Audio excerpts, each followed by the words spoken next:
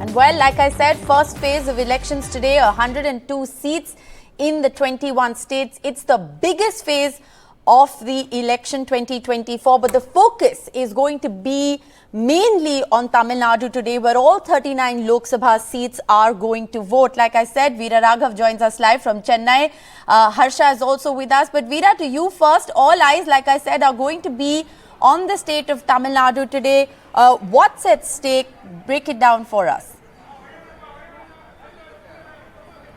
Well, yes, Rishika, all eyes on Tamil Nadu, but for the moment, all eyes at the Stella Maris polling booth here. You know who we're waiting for? We're waiting for the one and only Rajnikant to come and vote. Because when you start your day with a Rajnikant, you can expect to have a super hit show for the rest of the day. So we're expecting him to come down here in the next half hour to cast his vote like he has always done. Obviously, you've got some of the first few voters, early morning Chennai voters. You see the man there? He's already cast his vote there, showing an inspirational message to all the youngsters and all the South Chennai youngsters. Let me just get him, sir. We're from NDTV. Yes. Is there a message to youngsters to come out and vote like you early in the morning? Of course, yes, because it's a fundamental right. We need to do it for the development of the country. You're one of the first voters to come in here. Yeah, because I live close by. I go for a walk in the morning, so after the walk, I just come in, finish and go. Thanks very much. So you see, the early morning voters already up here at Stella Maris College casting their first votes. Remember, it gets very hot in about a couple of hours from now. And Chennai usually sees a brisk uptake in votes between 7 and 9 or 7 and 10. You get all the politicians, all the big shots, all of them coming in to vote. This is a historic polling booth actually, Rishika. There was a time when Jayalalitha used to come and vote here. Rajnikant has always voted here. This is just next to Spoils Gardens, where side of this road is where M. Karunanidhi used to live. So a lot of us journalists have jumped between this polling booth and the one which is very close by to get the top political shots of Tamil Nadu. We'll get you all the latest that's coming out of here, all the big faces coming in to cast their vote. So for the moment, no predictions, no political analysis. Let's keep it focused only on the voters and the big faces coming in to vote. And the only message out there, like everywhere else, Chennai South, all the urban apathy, people need to shed those. Don't go away for a long weekend. If you're planning to go away, get down here, vote, and then go away. That's really the message at the moment, Rishika. As you said, 39 parliamentary constituencies going into the polls along with the one in Puducherry, all in one shot. A crucial state given the kind of national focus that's been there. DMK on the one side, you've got the AIDMK on the other side, the traditional allies, and of course the BJP trying to make an entry into Dravidian heartland. Well, absolutely, Veera. And the focus today is not on the candidates, but on the voters. I think that's the note to have, a good note rather, to have begun this day on, because now the proverbial red carpet, like we say, has been laid out, and it is today that the voter is king. We'll try and get you maximum voices from across the length and breadth of India. It is the biggest phase. Yes, the red carpet there right behind you. Absolutely. So not a proverbial red carpet, a literal red carpet there behind you. But do stay on with us. Sam's also joining us now. And Sam, we'll come to you in just a moment. But Harsha, to you now, you're in Jaipur. Rajasthan, of course, is a key state to watch out for. The BJP is eyeing a hat-trick performance, so to speak, there. But 12 seats out of 25 will, in fact, go to the polls today. Yes, 12 seats out of 25 are going to the polls, and in fact these seats are also seeing some key contests. There is Nagaur, where there's a tough fight between the lady who was from the Congress family, Nathuram Mirda's family. Jyoti Mirda goes into the BJP. She lost the MLA elections, but she's again fighting as MP. You have Devendra Jhajaria, who's taking on Rahul Kaswaha, who's also left the BJP and gone to the Congress. So there's a fight for a very key caste vote, which is the Jats. And of course, like you were saying, the BJP is hoping for a hat trick. But before I go to that, let me just speak to this young man who's come in. Morning walk pe gaye the aap shayad, aur pehla vote. He's cast the first vote, and his little daughters come also. And of course, she's not a voter, but I think she's got her finger inked. So let me start with her. You're not a voter, but आपने ink लगवाया है. तो आपको क्या message है voters के लिए? कि आज किसी को भी जो 18 अबव 18 ईयर से अबव है उनको आज घर पे नहीं बैठना चाहिए और उनको भी आके वोट डालने चाहिए. So are you waiting to become 18? Yes. How much time to go before you become 18? I am 10-year-old. Oh, so she's still got 8 years to vote, but she's given an important message. Thank you so much. आपने पहला vote डाला क्या आज? हाँ, आज पहला vote डाला और बहुत प्राउड फील होता है. इसने मेरे को बेटी ने मोटिवेट किया कि अपने को सबसे पहला वोट डालना है. तो आज हम जल्दी उठे, जल्दी नहाए और जल्दी वोट डालने आए. Okay, great. So I'm seeing, sir, a lot of the older people are out for morning walks and they are voting. Of course, this young person here, but मैं सुबह 6 बजे निकला था और अभी तो व्यवस्था की बात करूंगा क्योंकि व्यवस्था बिल्कुल भी नहीं है, ना तो पर्चियों की, ना बड़ी मुश्किल से तो मेरे को पर्ची मिली यहाँ से जो. Okay. खैर ठीक है, बहुत बढ़िया. Thank you very much. So all the older people are out more than younger people. Right? Yes, no doubt. All early risers. Yes, older are rather more vigilant about their votes. Okay, so all early risers, as you can see. But like we were talking about Rajasthan, you know, the 12 seats that go to the polls, very interesting fights there, like we were saying. And Dausa is another key contest. I forgot to mention that. Dausa is another key contest. In fact, it's the seats of North Rajasthan and East Rajasthan that are voting. Dausa, key contest, again, a fight there for the BJP. So, you know, the Congress is actually putting up a good show in this election. Of course, we're not going to get into any poll predictions, but Arjun Ram Meghwal from Bikaner defending his seat. There's also Bhupendra Yadav, entering grassroots politics for the first time from Alwar. So all in all, the 12 seats of Rajasthan that are going to vote in the first phase are quite interesting, and they're seeing some key contests. All right. Well, it's going to be very interesting to see how the battle for Rajasthan plays out because, the BJP is eyeing a hat-trick, 25 out of 25. Can they max it out this time around is going to be the big question. But very interesting to see, Harsha, the cross-section of people who've come out this morning, mostly early risers, morning workers coming to cast their ballot. And, of course, that young girl, I think we'll try and play out that little bit of that interview with a 10-year-old who's got her finger inked, even though she can't vote. She has 8 more years to go, but she sent out a crucial message to those of you who are still wondering whether you should step out and vote. If you're watching this, well, you most definitely should. So we'll now go back to Sam joining us from Chennai. We have Saurabh Gupta also who's joining us live from West Bengal, 3 seats in Bengal, also seeing the polls today. We'll go back to Saurabh in a bit. But Sam, back to you.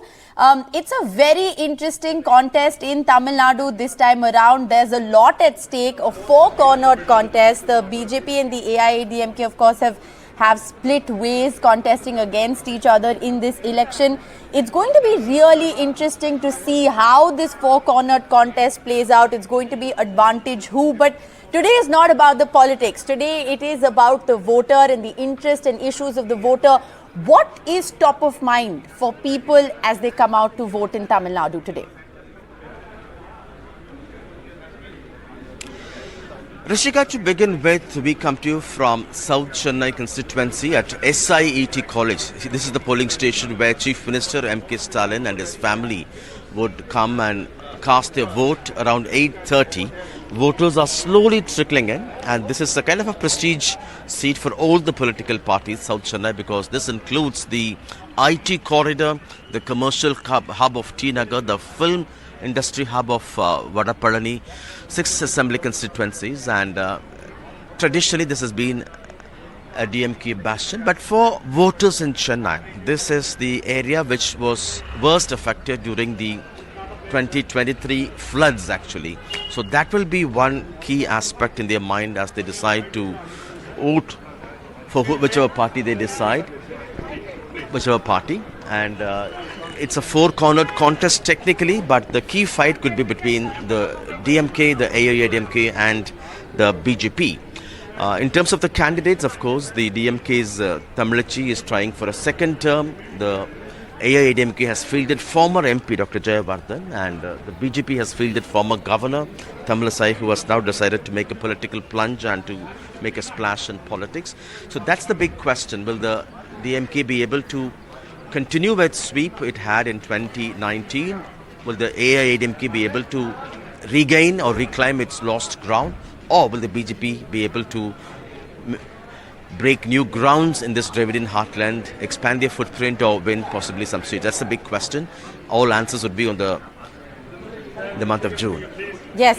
Well, Sam, I want to just, before we go back to Harsha, I want to very briefly just talk about, since we're talking about the issues of the people, I think there have been some very distinctive issues that have been raised as far as the political parties are concerned in Tamil Nadu. If you look at the way the BJP has upped the ante against the opposition over the Kachativu Islands, or whether you look at the way the entire Sanatan Dharma controversy has played out, that remark, it remains to be seen whether this really has any resonance on the ground in Tamil Nadu. It may have seen resonance in other parts of the country. It may have seen some resonance in, say, the Hindi heartland, for instance, at least as far as the Sanatan Dharma controversy or that comment is concerned. But does this really have resonance with the people of Tamil Nadu? Are these issues that people of Tamil Nadu are voting on, or like you said, are they going to be more fundamental existential issues like flood relief? Well, for political parties, it's a different issue altogether. Besides the issues of price rise, corruption, unemployment and things like that, the ruling DMK has taken up the issue of federalism, issue of states' rights, and how the central government, in its view, is denying additional special packages to help in restoration and rebuilding of flood-ravaged areas, including Chennai and southern districts. For the DMK, the question of Sanatan Dharma traditionally has been paying them rich dividends, because unlike the Hindi heartland, Sanatan Dharma is being seen through the prism of caste discrimination in Tamil Nadu. So it's not, that comment is not being seen as something against Hindu religion or as an attack on Hindu religion largely, but as an attack on the traditional age-old practice of caste discrimination, which Dravidian parties have been fighting for. So in that sense, it may not work against the DMK largely. Of course, there are still a small percentage of people who look at that as an attack on Hindu religion. But largely, if you look at the history, this issue helps the DMK to actually win votes. This time we should wait and we see how it will help or it will work against the party in the ongoing elections now. The AIADMK has taken up the issue of against rights of states. It feels that there is anti-incumbency in Tamil Nadu, and that will help the party to reclaim its lost ground. This is the first election for the AIADMK chief EPS under his singular leadership in that sense. So it's also kind of an acid test for his leadership after suffering two consecutive losses in elections it fought in alliance with the BJP. Lastly, the BJP, of course, has taken up the issue of corruption and family politics against the ruling DMK and also against its former ally, the AIADMK. It doesn't have a major ally in Tamil Nadu this time, but it's hoping that whatever the Prime Minister has been campaigning here will help, and it has taken up the issue of family politics and also focusing on the issue of Kachativu, for instance, the island which was ceded to Sri Lanka in the year 1974. That was my question, right? Have the issues that have been raised by the political parties, for instance, are they in sync with the real issues of the people? I think that is what is going to be really key to see, because like I said, the campaign pitch has been very high as far as Tamil Nadu is concerned this time around. There's been a very high octane campaign for Tamil Nadu. We'll come back to you, Sam, in just a moment. I also want to go across to Saurabh Gupta joining us from Cooch Behar. Saurabh, 3 seats in Bengal today. So not a very big phase as far as Bengal is concerned, but you're in Cooch Behar, which is one of the key constituencies to watch out for. Break it down for us. What's happening there? 3 seats in West Bengal go to polls today: Cooch Behar, Alipurduar and Jalpaiguri. Now, all 3 seats have their unique issues, but at this point we are at the booth where Nishit Pramanik, the Union MOS home, will vote, and you can see people have already lined up to vote. आप लोग यहाँ पे सुबह सुबह vote देने आए, सुबह सुबह कैसे आ गए? सुबह सुबह इसलिए क्योंकि मुझे काम पे जाना होगा, इसलिए मैं सुबह सुबह आया. मतलब आप वोट दे के काम पे जाओ? हाँ. That's an important message. People who have to get to work early are coming here to vote. आप भी काम पे जाओगे वोट दे के? हाँ. और वोट देने के लिए यहाँ पहुँचना एक बहुत बड़ी बात होती है, सबकी जिम्मेदारी होती है. आप लोग सुबह सुबह वो जिम्मेदारी निभा रहे हो? हाँ. आप यहाँ पे कितने बजे से लाइन में हैं? 7 बजे से. तो वोटिंग शुरू हो गया है? हो गया अभी. ठीक है. So a lot of people coming in to vote, and of course, you know, I can show you the ladies' line also on the other side of the polling booth, and all polling booths, I must say, are being manned by central security forces. Cooch Behar, remember, is a border district, and therefore you will see a lot of security here, a lot of security in terms of central forces. This is the place where the BJP has fielded its heavyweight candidate Nishit Pramanik, who was the former MOS home. Of course, now elections are there, and of course he was someone who served as Amit Shah's deputy in the union government, so a very important candidate in that context. Then you also have Jalpaiguri, where recently there was a storm that has become a political issue. Yes. And you know, both the BJP and the TMC have campaigned on it. And you also have Alipurduar, where the BJP has had to change its candidate, but has fielded a very strong local leader, Manoj Tigga. North Bengal, all these three seats were with the BJP, and the BJP is hoping to keep its bastion safe, while the TMC is trying to regain lost ground in this area.